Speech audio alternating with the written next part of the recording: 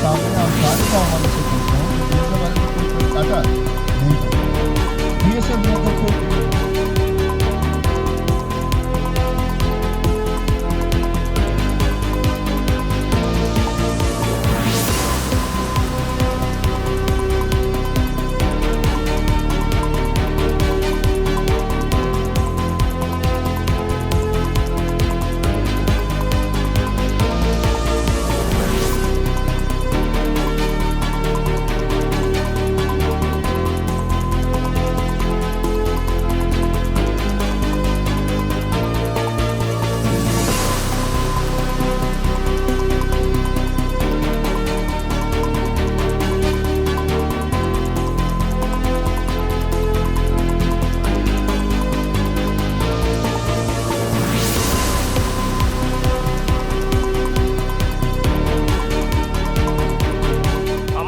কাঁটাতারের ওপারে যে জঙ্গল টঙ্গলগুলো হয়ে আছে সেইগুলো আমাদের এখানকার যারা বিএসএফ কর্তৃপক্ষ তাদের বাংলাদেশের দিকে নজরদারিতে একটা সমস্যা তৈরি হয়েছে বা আগে থাকতেই আছে।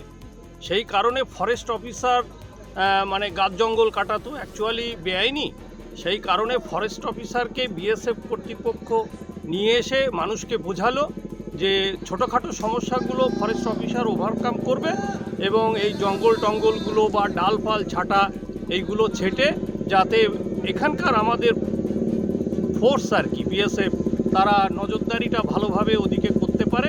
সেই কারণে কিছু পরামর্শ গ্রামবাসীকে দিলেন এবং এখানে মেম্বার প্রধান এবং অনেক প্রতিনিধি জনপ্রতিনিধি উপস্থিত ছিলেন।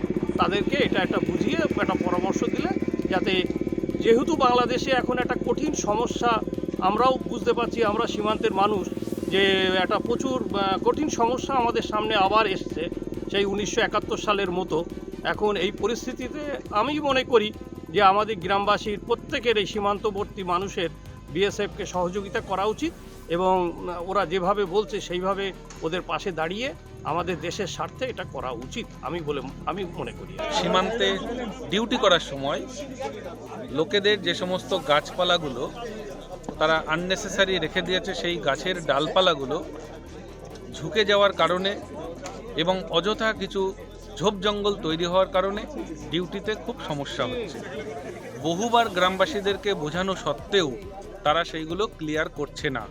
তাই কমান্ড্যান্ট স্যার আমাকে বলেছিল এর মধ্যে একটু ফরেস্ট যদি ইন্টারফেয়ার করে বা আপনি যদি এসে একটু এনাদেরকে কিছু বোঝান, যদি কোনো উপকার হয়। সঙ্গে সঙ্গে আমি স্যারকে বলেছিলাম যে sir you call a meeting, I will come. সেই মতন খুব তাড়াতাড়ি উইদিন এ উইক মিটিং ডাকা হয় এবং সেই মিটিংয়ে গ্রামবাসীরা সকলে উপস্থিত থাকলো, বিএসএফের সকল কর্মচারী ছিল।